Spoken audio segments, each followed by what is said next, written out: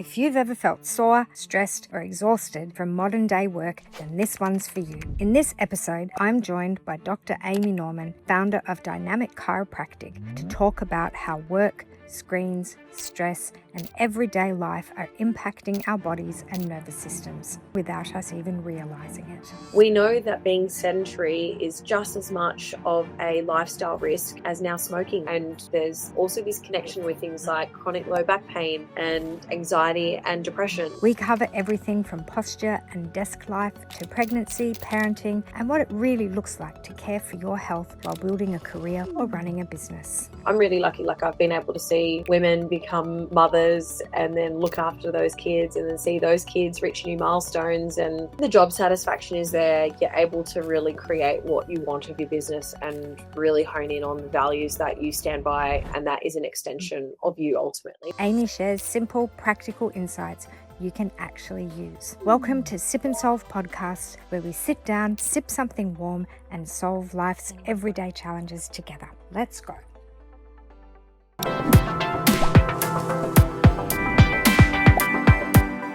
Like to do is ask ChatGPT what they know about my next podcast guest, because the way that I see it now is, in years past, what we do is go to Google and we Google somebody, and Google goes out and does a bit of investigation and finds some websites to bring back, and then you do the work yourself, whereas ChatGPT does the work for you. And if you have great social media and presence across a lot of things, the answers that ChatGPT give you are pretty good. So I like to find out about my guests what ChatGPT thinks of them, and I give it the least amount of information possible. So I literally said, tell me about Amy Norman, chiropractor. That's the only thing that I said. And I don't even know if we have time to read out what it told me. It's like, it's seriously a page and a half. But oh, wow. Do you want to know? We can double it up. You can use it for my eulogy.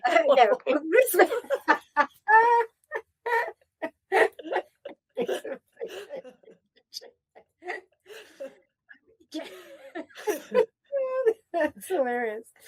So it starts by saying, Dr. Amy Norman is a highly qualified chiropractor and the founding chiropractor of Dynamic Chiropractic in Hurstville, New South Wales. She completed both her Bachelor of Chiropractic Science and Masters of Chiropractic at Macquarie University.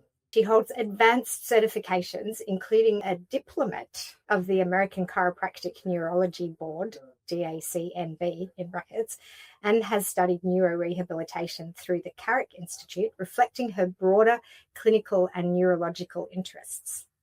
How's it going so far? So far, all accurate, yes.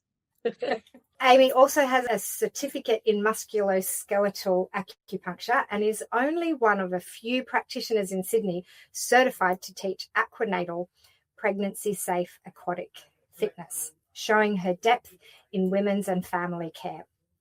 She has over a decade of clinical experience and specializes in areas including pregnancy care, pediatric, chiropractic, family wellness, sports injuries, and neurorehabilitation. Beyond clinical care, Amy is active in the profession's leadership. She serves as the New South Wales representative for the Women in Chiropractic Committee with the Australian Chiropractors Association, contributing to education, advocacy, and public health outreach. Her clinic, Dynamic Chiropractic, has won multiple awards and has been a finalist in local and national business awards, recognising its quality care and community impact. Amy often shares educational content online, focusing on practical health tips for families, posture ergonomics, pregnancy comfort, and holistic well-being. Wow, I should get a copy of that, and I can get that in my LinkedIn profile, perhaps. Yeah, you can. Because I think originally you'd be writing about yourself in third person. Like all of us did it when we talk about ourselves in third person. Yeah. And now actually there's, AI that is able to string those sentences together, and it feels just that little bit detached, which feels a little less cringy when someone else has put it together rather than yourself. But yes, it's all true. Yeah. Well, there you go. Well, I'm impressed. So what we're what we're here to do today is talk about what you do. We are on the Peppermint IT Sip and Solve, so there is a little bit of tech involved because I'm a little bit nosy from the tech perspective, and also because it's Sip and Solve, we like to have a cup of tea. I'm not sure if our girls briefed you on making sure you had your cup of tea ready. I've got it locked and loaded, ready to go. Oh, me too. I've got my cinnamon tea. What kind of tea do you have? I actually am doing the T2 Christmas breakfast. So it's got your English breakfast, but then it's got a little bit of extra spices in there. And I mean, we're going to get spicy today, aren't we? So I thought, yeah, why not bring in the holiday cheer, even though we're in late January now? Yeah, I know it's gone very quickly, hasn't it? I really love that, and I think maybe I should try it. We have quite a lot of T2 in here, but obviously a lot of peppermint as well. But my favourite is cinnamon, so it sounds to me a bit like the tea might have a bit of cinnamon in it. Yeah. And I mean, cinnamon's anti-inflammatory for memory as well, or antihistaminergic, so also it would be nice this time of the year. That's a good point. So I am very interested to know, firstly, about what excites you about your job when you wake up every day. So I have to say I'm very privileged. I'm going to touch wood because I don't want to jinx it. I love the fact that when I look at the people that, for the days that are in practice, that I wholeheartedly enjoy spending 99.999% of my time with those people. So I've been really lucky to be able to cultivate just absolute legends that I get to catch up with every day. And then, of course, I get to see little cute bubbies as well. So I get my little endorphin hit, but then I don't have to worry about school fees and whatnot for all of those little kids. But it's just really that transformation as well to see for a lot of the younger patients and, a lot of the time first-time parents really finding their feet and almost being, like you're part of their team, but then you often get to have much more of a rapport with them, right? So when you have people that, for example, are during pregnancy, they're only really going to see typically their obstetrician up until 6 weeks postpartum, and then they won't really hear or see them until they're planning a next pregnancy. But I'm really lucky, like I've been able to see women become mothers and then look after those kids and then see those kids reach new milestones. And bit by bit, I start to then meet the extended family and I start looking after Yiga and I start looking after, all the different extensions of them as well. So I really love the depth and connection and community that comes with the work that I do.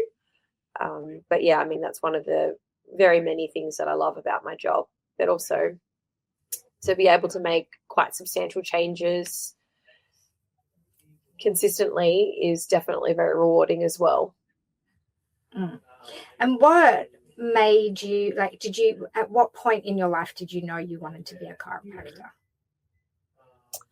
I think I always knew I wanted to help people. And at one point it was a toss-up between chiropractic and speech pathology. And I do remember thinking, what would the workforce or what would placement look like? And even though not all speechies deal with, say, for example, post-stroke wards, I thought if I did a placement where, unfortunately, no matter what you do, some people are just not going to have good outcomes, and it might have absolutely nothing to do with what you've done in practice. I'm a bit too empathetic, and I don't think I would be able to detach myself that much or would I want to be able to develop the compartmentalization to not have that kind of affect me. So I'm a bit of a emotional gangster sometimes. I think I definitely wanted to have more of a connection with patients, but then I don't think I have it in me to see really heavy stuff all the time every day. And then my dad took me to his chiropractor and he just sold me the dream. He's like, it's the best job ever. It's like you're on a holiday and you get to catch up with your favorite people every day. What's not to love? And I think that was an additional thing that kind of pushed me over. But I generally have too much ants in my pants to be able to do a completely sedentary job. Looking at, a computer all day, I'm a bit too wriggly for that kind of work. So healthcare and being able to help people is definitely my calling, I would say. Amazing. Since you mentioned it, and I was going to talk about it a little bit later, but since you mentioned sitting at a computer all day, what do you think? Because I'm a little bit of a, I do sit at my computer all day, and I have done for 35 years, but I am the tech person normally when I go into a business. And when I see people sitting at a laptop, and I see it a lot, I see a lot of people without, like, you can't see on my screens, but I've got screens everywhere, and because I'm sitting here all day, I'm very aware of the way that I need to sit, and I get lots of sore neck problems. And so, I need to clearly maintain that and make those changes. Yeah. But I see it a lot. I see it when I go into businesses and people are just using their laptop at a desk. No, I'm quite happy. And I just think, oh my gosh, I can't see that. And so, we have a guide for how people should sit that we will often give to our clients. But what do you see mostly on your side of, when I haven't been able to help people fix the way that they're sitting and they have to come to you? What? And you know what? It doesn't always have to be the really expensive chair and the really expensive setup. However, I would say if you can make those small modifications. So with that example of laptop use, everyone is bringing their body down to the laptop. And the tricky thing is, because you've got to type, it's often us compensating to look down to where the screen is, which is attached. So what I would just say is if you can get a wireless keyboard, that way you can still prop your laptop up and then still have your elbows and your wrists in a neutral position, which will save you lots of aches long term. But it's also about that variety of movement. So we know that being sedentary is just as much of a lifestyle risk as now smoking is. It's just as dangerous being sedentary compared to if you're a smoker. So what I would say from that is making sure that you've got those frequent little rest and stretch breaks. So even if you're locked in the zone, perhaps there's something where you're reading and you don't necessarily have to type simultaneously, but you can still look at your screen, get up, stand up, do a little lap around your chair and then sit back down. And often that is enough to kind of reset our body. So that whole every 2 hours, do a 15-minute break. Yes, that is still part of it, but we also now know that we want micro breaks. So every 15 to 20 minutes, we should be getting up.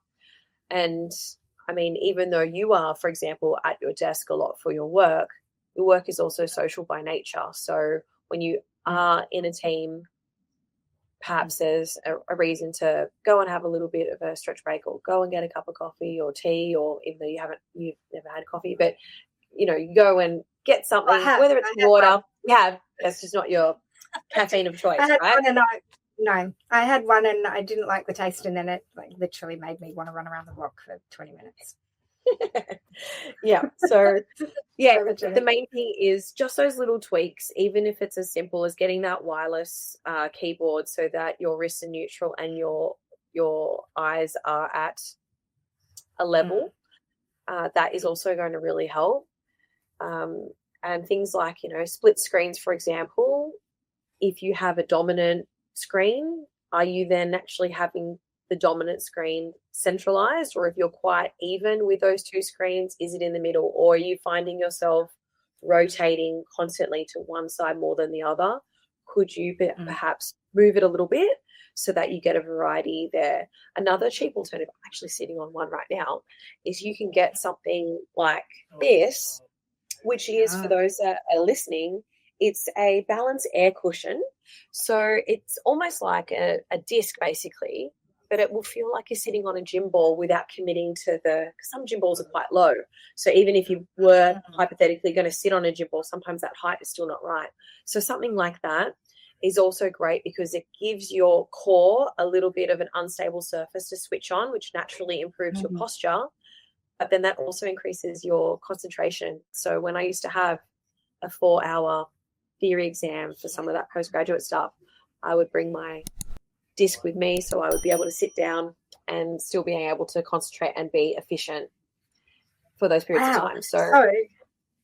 So where do you get those from? You can get them at Kmart. I mean, I need shares in Kmart. Oh, wow. You can get them at Kmart. I think it also includes the pump. Shares. Wow. And I think they're like potentially even under the $20 mark. So they're often actually I feel like I'm outdoor... almost about to make a note. Yeah, they're almost there. They used to live in the gym section of Kmart, but now they are more in the outdoor kids play section, because it's also great for little wriggly kids that find it really hard to stay still in a class setting. So they can either sit on them or put them on the floor and they put their feet on it. So if they're fidgeting, it's something that they can do without being too visually distracting for others in a group environment. Wow. Huh. So I'm talking about that this morning about all right. So I feel like I need to pause the podcast so that I can make a note to go and tell everybody to get somebody to order one for everybody in our team. Do a one pass free situation. Yeah. Well, I was particularly interested in that it helps you concentrate better. That part. And I understand that because we were having a conversation at a meeting that I was at this morning about in the olden days where in school you just had to sit down and shut up and be quiet and listen to the teacher, which is just not the way that most people learn.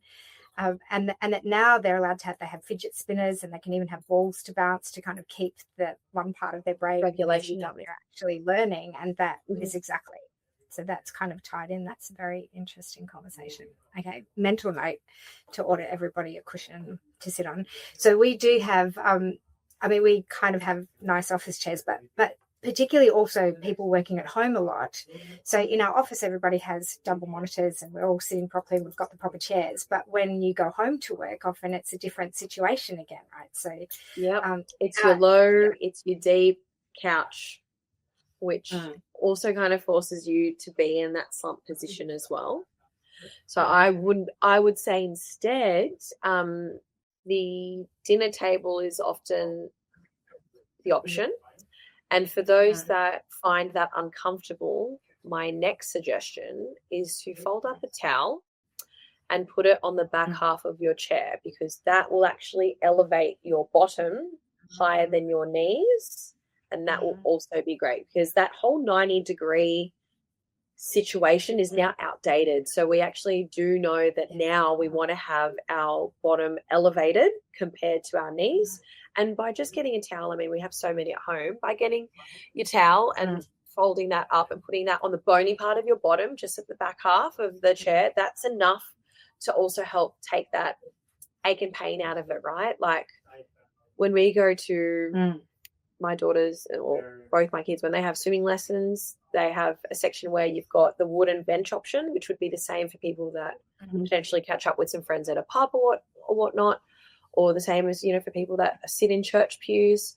That whole wooden 90-degree sitting makes it really hard for people to be able to sit down for extended periods of time. So, just bring a towel, fold it up, and that will take a lot of the bite out of the ergonomics for those things, Or your fancy little round cushion.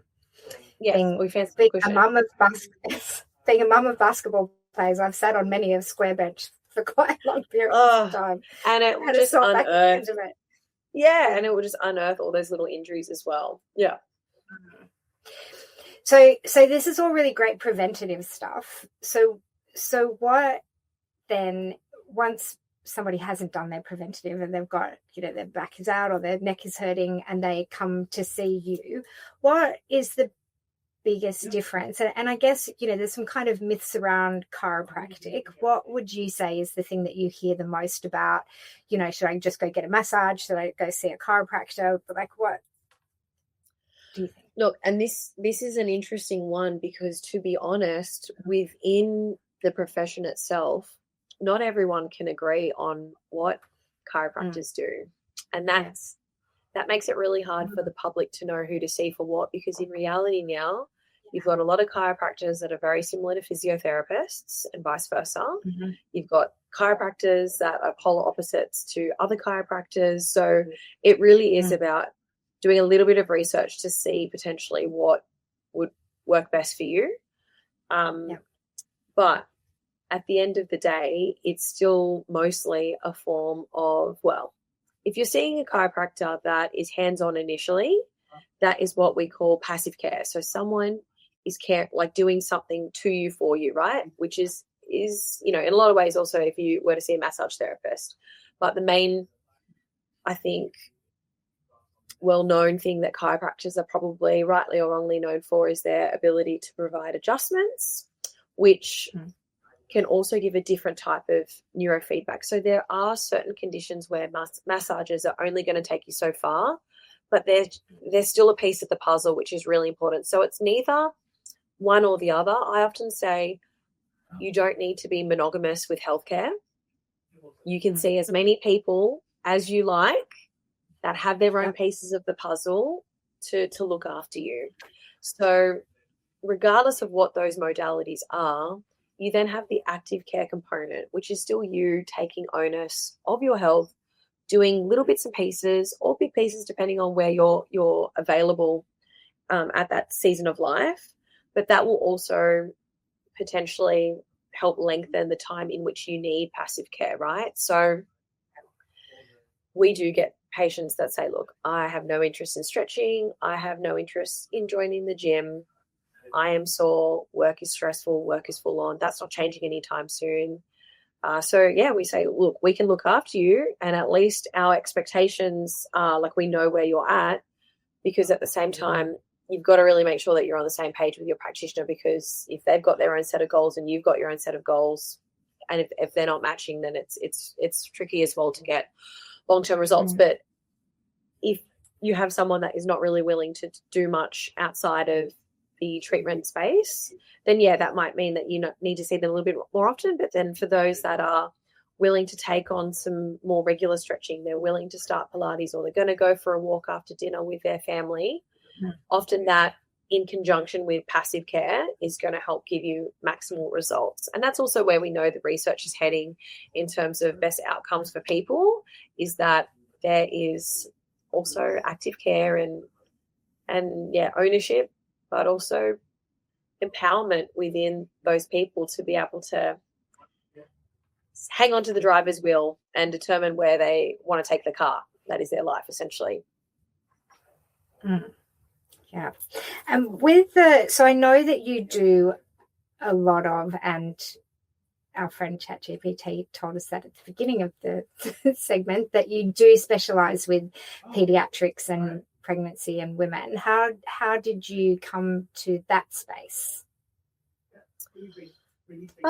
So when I first graduated, I was still seeing a lot of pediatrics and pregnancy. When I was at uni, I was actually a swim teacher as one of my part-time jobs while I was studying. So I've always had a connection with little ones and education in a lot of ways. And then when you are typically starting out as a practitioner, especially in Sydney, you're not always going to be really, really busy. So one of the ways that I managed that was I just continued to throw myself into learning and upskilling so that I still was productive in one way or another. So while I was doing a lot of my neuro study, I was still seeing that populace of a little bit of everything, because at the time I was an associate, so I was working for other clinics, and ultimately those clinics weren't overly specialized. So I naturally became the person that would often see pregnant patients and pediatric patients. But then I think what really made me double down was when I entered that stage of life myself. I almost became the avatar of the business, essentially. But you change so much neurologically and physically during that pregnancy postpartum experience to then get to this space where I was just starting to notice that at times being a parent can sometimes be a barrier to healthcare. People are often thinking, I've got to arrange for someone to look after the kids so I can do something for myself. And even for myself, if I got to a point where I was like, there's a daycare bug that's going around, I'm going to have to move things around. I just noticed that the main place that I was at wasn't necessarily overly supportive of women having children, which, you know, it's unfortunate. But I think, yeah, sometimes, you know, you do reach a ceiling and it's time to kind of double down and do your own thing. So that's then what kind of pushed me to open my own space. And then, yeah, I think it just all kind of felt, it was, yeah, very good timing, I must say. But a little bit daunting opening up your own thing during COVID as well. There was still COVID impacts, but luckily we were still classed as essential, so it didn't completely annihilate my business. And then, yeah, like that's then what made me span out to do things like Aquanatal, because I experienced that myself during pregnancy and I could really see the benefits. The accessibility wasn't really there. Currently, there's only 2 of us in New South Wales that provide that service. So, yeah, and to be honest, I always thought in my back of my mind, and I think it also connects to the whole swim teacher thing. I was like, I've always had this affinity, also being water. This is such a great bridge to add this additional service that still ties into the people that we look after. But, yeah, I do see everything still. Every now and then we get people that will say, oh, do you treat adults? And I go, yeah. Oh, do you treat men? I go, yeah. But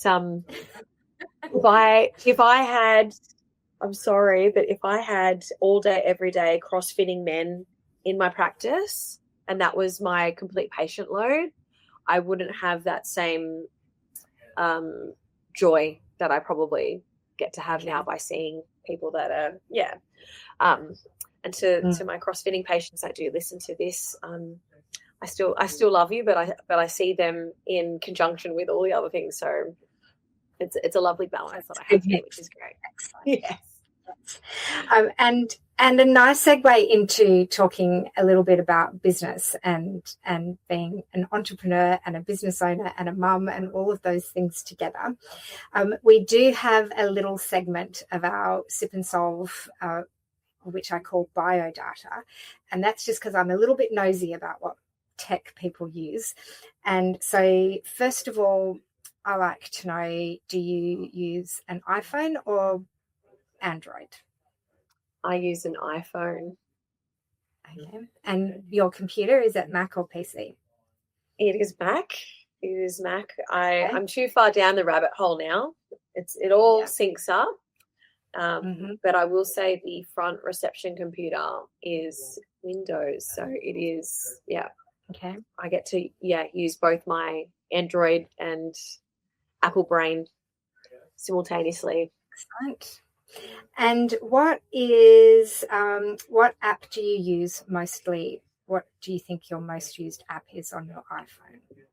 Is there a way to check? I feel like technically it would probably just be Chrome, because in Chrome is where I would then have a browser open. Well, too many browsers open with my work calendar.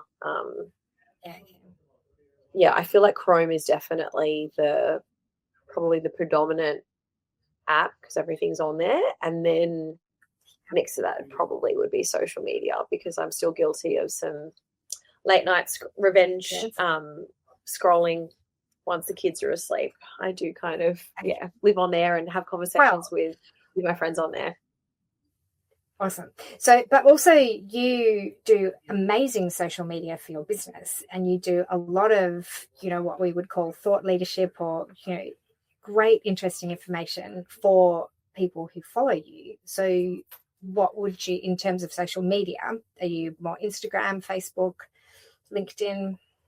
I am more Instagram than anything else. I don't know if it's also like a millennial thing. I have kind of pushed myself to share a little bit more on TikTok. I still find TikTok a little bit of an enigma sometimes. Facebook is automatically integrated with one of my Instagram pages.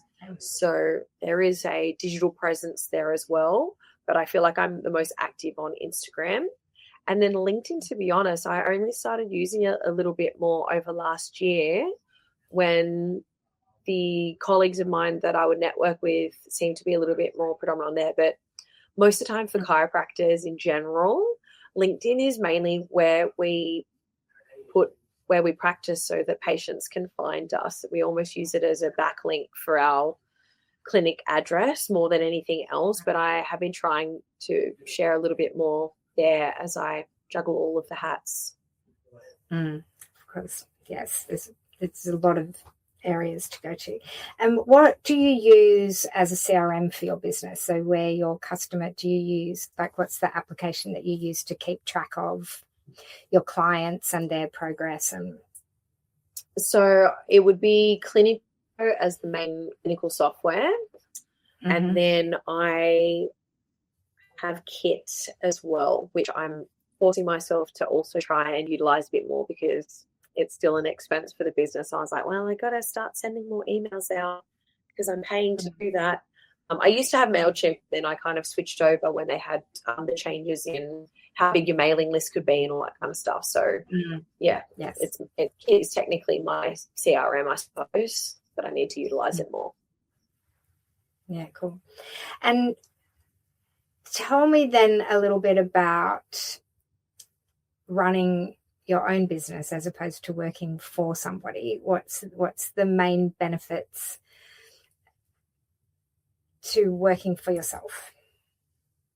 Obviously, the job satisfaction is there. You're able to really cultivate, and even culturally, you can create what you want of your business and really hone in on the values that you stand by, and that is an extension of you ultimately when you are the predominant person in practice. Like, we do have another chiropractor that's also absolutely fantastic.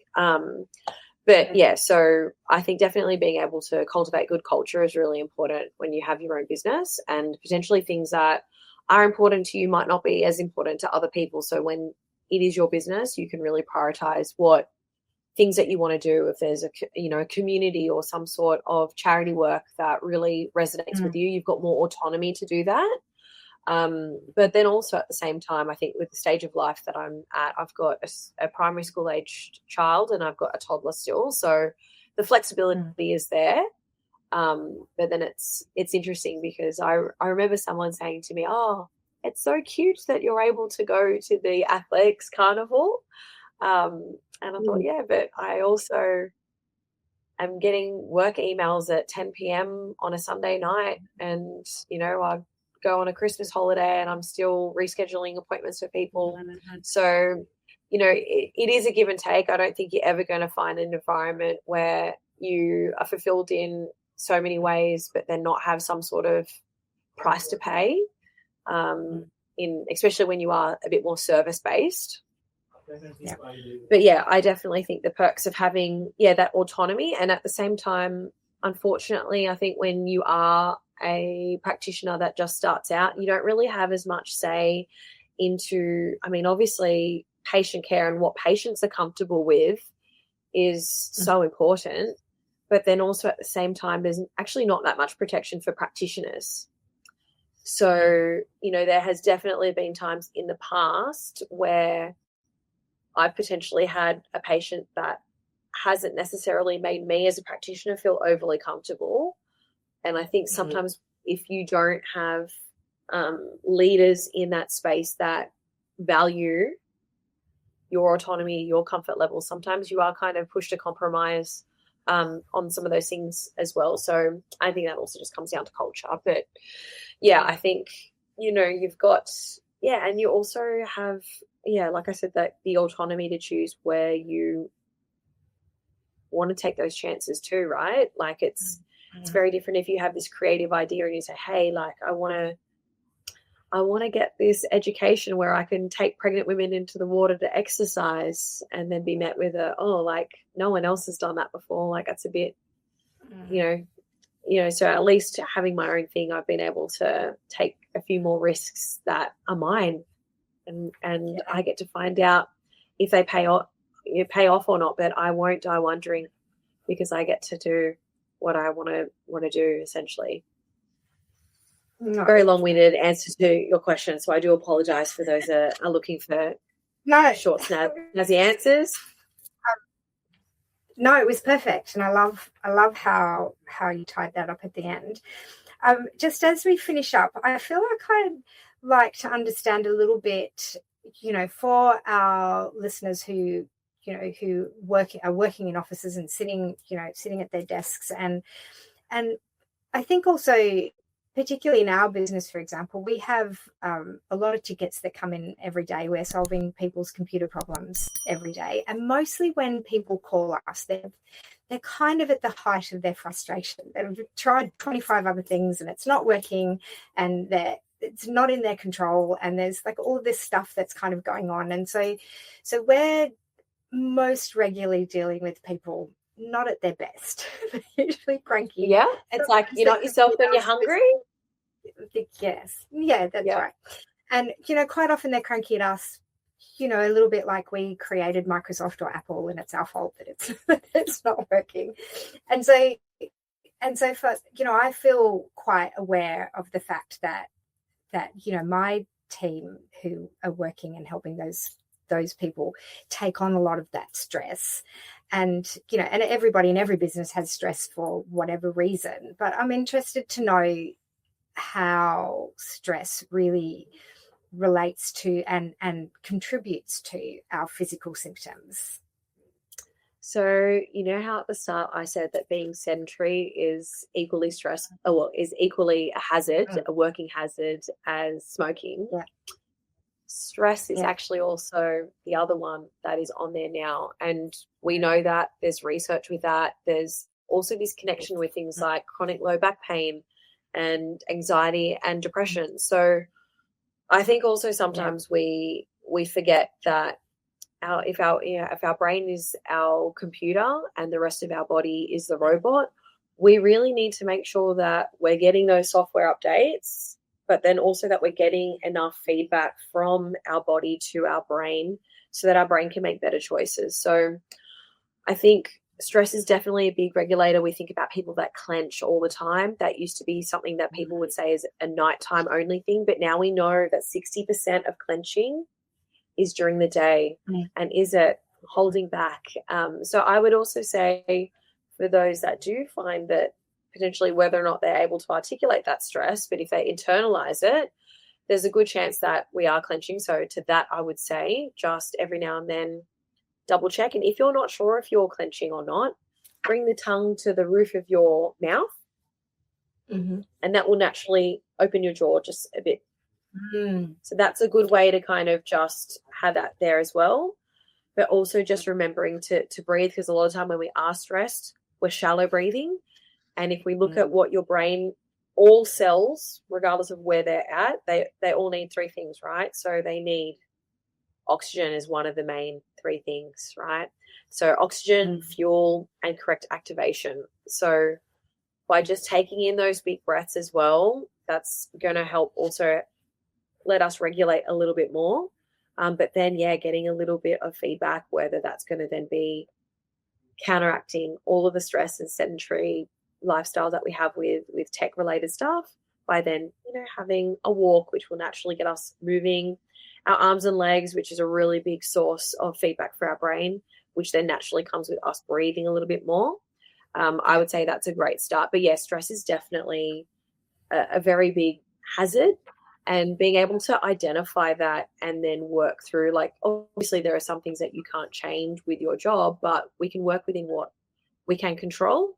And then for those that have businesses that listen, especially those in New South Wales, I don't know if they're available in other states. Like I, for example, am right now doing a Transitioning Well coaching program that is a New South Wales government funded program where you'll get 4 hours worth of coaching with a psychologist, and they will actually look at identifying your work hazards and stress risks and help build strategies to negate that for us as people. But things like Black Dog Institute also do training on mental health, first aid, and working on culture and stuff. So there's a lot of accessible things out there as well that us as business owners can do to help with our well-being for not only ourselves but our staff.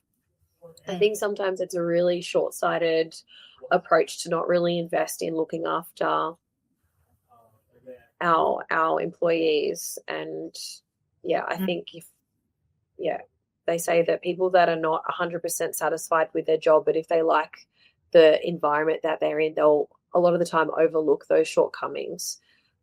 So why not even lift the bar so that they can for sure have no reason to want to go anywhere else?